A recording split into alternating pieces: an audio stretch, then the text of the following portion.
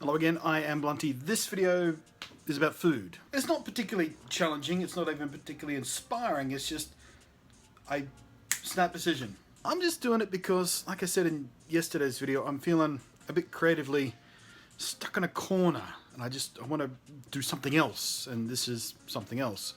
Also, I have a question about shoes I'd like to ask you, because I bought some new shoes. That's it.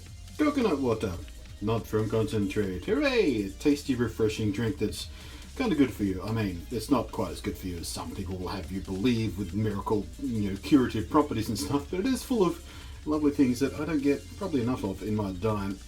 I just found this velvety chocolate flavour. Velvety chocolate flavour. Coconut cream, cocoa powder. Oh, it is actually from cocoa powder and all. 0.8% cocoa. The number one have 0% cocoa powder, presumably. Just coconut water and preservative. And what's this one again? Coconut water, sugar, coconut cream, cocoa powder, flavour stabilizers, and preservatives. So less of a good choice if all you're after is the natural goodness of coconut water, but we'll see how it tastes. I mean, if it tastes okay, it could be a decent replacement for when I am craving something, usually a lot sweeter. Doing this one-handed is not easy. And if you really want the ticking is in the background, by the way, it's my little oven there. I'm warming it up to make pizza for So, I'm having pepperoni pizza for breakfast after talking about making healthier choices in my life. But it smells alright. It's actually really good. It tastes like, genuinely like a, well, not quite like a chocolate milkshake. It's a bit more watery than that, but I don't taste, oh no, there it is in the aftertaste. I was about to say, I don't taste the coconut wateriness of it. It just feels like a sort of thin chocolatey drink, but yeah, there's the aftertaste of the coconut sitting in there, which I'm not sure whether it's pleasant in this circumstance. You get the sweetness of the chocolate and the creaminess of the coconut cream, but then that sort of slightly nuttiness that coconut water has, which I really enjoy. You know what? I'd buy it again. I would. So these are the new shoes. Not too bad. Simple, basic. I don't like fancy shoes. I just want comfortable shoes. And these ones have the spongy, flex, light, extra comfort insole. Because again, I walk a lot. That is the insole of my current shoe. That's how hard. I mean, the shoe is fine. Look, it's not. And the sole is dirty because it's a shoe. But that's. I walk a lot, so I'm hard on my shoes, man. The insides always wear out before the outsides do. Shoes. Every time I buy a pair of shoes, they come laced up like this with the the crisscross thing, and they go underneath, and the lace comes out from inside over the top rim, and you tie it up around it. I don't hate that. I do mine like this. I do the one sort of straight up there, and I do the opposite one on the other side, and then bars across the front. I like that better. No, time to vote. Number one, number two. Number one, number two. Or do you do fancy stuff? Because there's fancy stuff you can do. Maybe I'll try fancy stuff. I'll Google for a fancy way to do my laces, maybe.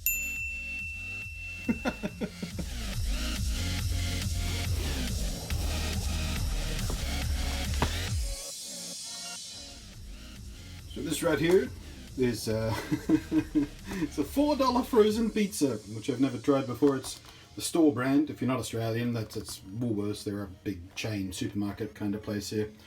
Service 4 apparently. I'm a big fat guy. I eat the entire pizza myself. It's not that big. It's only 360 grams. Ready in 12 minutes. All right. Apparently it's reasonably healthy. You got like 3.5 stars, health star. I have no idea what that means. I've never looked at it. No artificial colours or flavours. Australian made. Got 1,000 kilojoules of energy. 3.8 grams saturated fat. Sugars, lots of sodium. Oh, that's per 100 grams. Oh.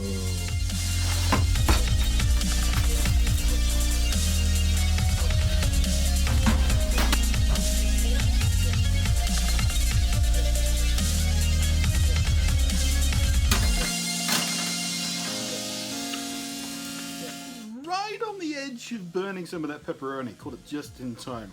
So, a couple of pieces are a little bit extra crispy around the edges, but anyway, let's give this a go. Good. The base is not terrific.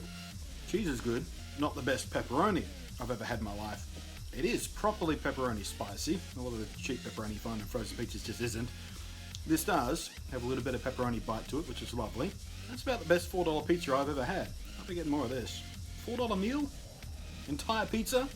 Good pizza? Well, decent pizza. Well, it's good. It's good. Crust edges, not so good.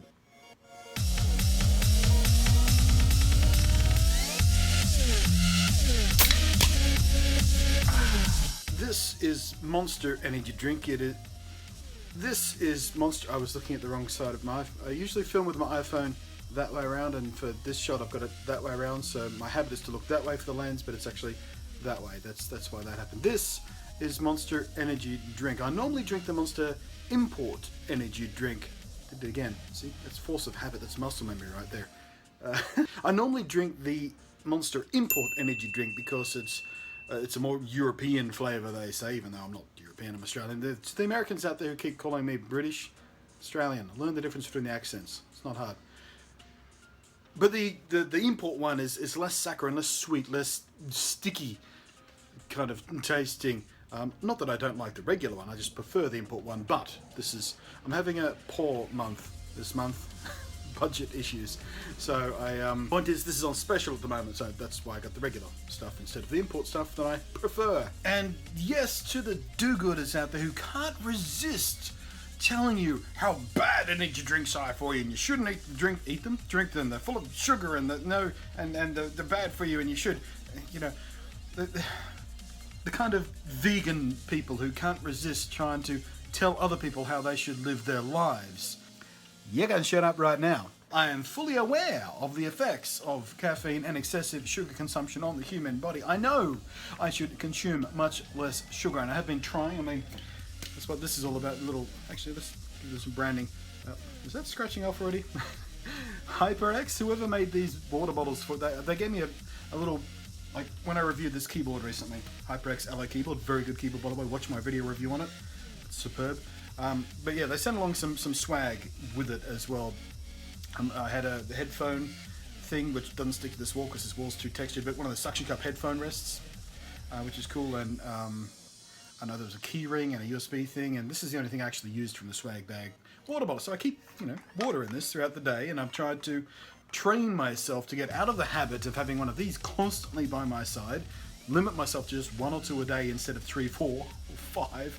Yes, sometimes 5. And water, so it needs that was yesterday's water. That may need a clean and some fresh water in it. These are burger rings, a snack food favourite since my childhood. They are, as far as I know, an exclusively Australian snack food made by the Smiths. Is it Smiths? Yeah, Smiths Snack Food Company, who I think is owned by Frito-Lay, who is owned by PepsiCo. So it's just another one of those snack conglomerate monsters. Well, really good. And the best thing about these is just a handful at a time will do you. Some other snack foods, I get a bag of it, and I'll go through the entire bag all at once because I'm a big fatty. These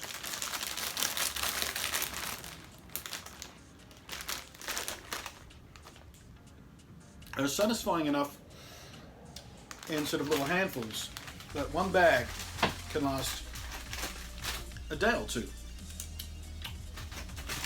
They are made from corn and rice cereals, and as the name would imply, they've got a vaguely burger-like taste, although they tell you it tastes like burger, and that's the closest thing it tastes like, but it doesn't actually taste like a hamburger.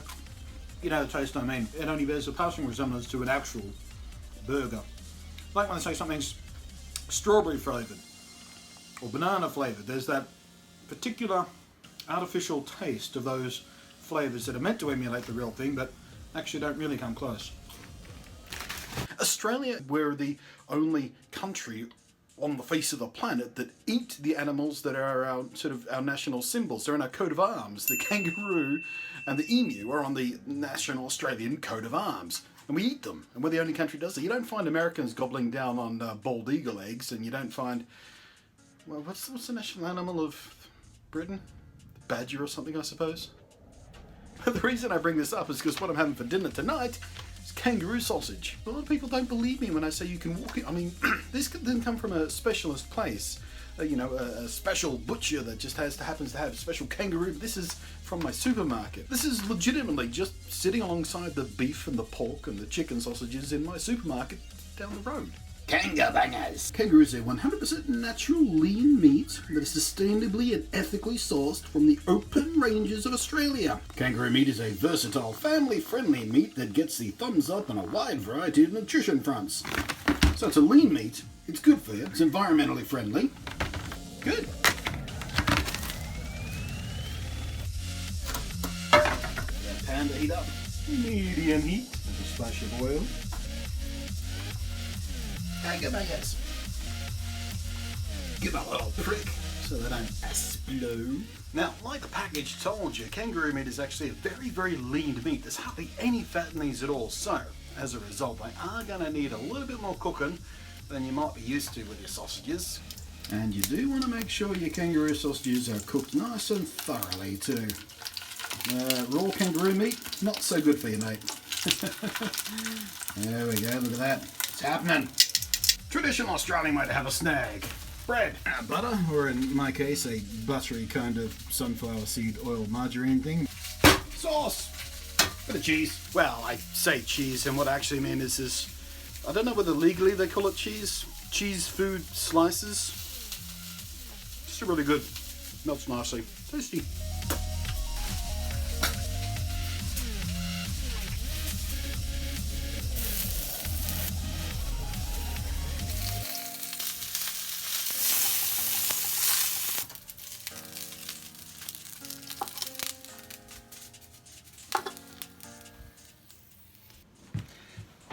And if you're wondering about the taste,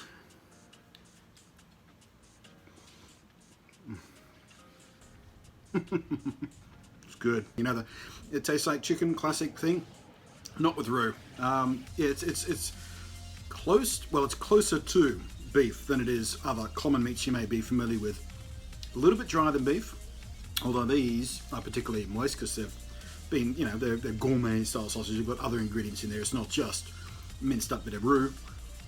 Fantastic, absolutely fantastic. So if you haven't ever tried kangaroo before, if you're an Australian and you're a bit worried about how weird it is chowing down on a hunk of skippy, or you're coming to Australia for a visit, or you're lucky enough to live somewhere else in the world where they have this stuff, you might need to go to a specialist butcher in your case.